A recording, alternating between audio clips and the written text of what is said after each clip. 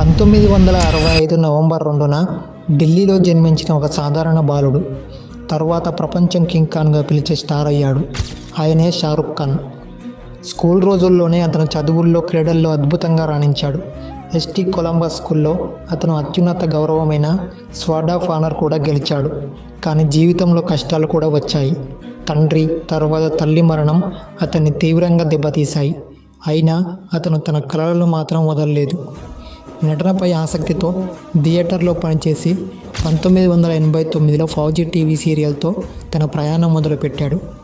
1992లో వచ్చిన దివానా అతనికి బాలీవుడ్లో పెద్ద బ్రేక్ ఇచ్చి తర్వాత బాజీగర్, దిల్ వాలే దుల్హనియా లే జాయేంగే వంటి సినిమాలతో కోట్లాది హృదయాలను గెలుచుకున్నాడు. కాలంతో పాటు విజయాలు, పరాజయాలు రెండూ చూశాడు. కానీ తిరిగి వచ్చి పఠాన్, జవాన్ వంటి భారీ హిట్స్తో మళ్ళీ బాలీవుడ్ను కుదిపేశాడు. ఈరోజు షారుఖ్ ఖాన్ కేవలం నటుడు కాదు, ఒక స్ఫూర్తి.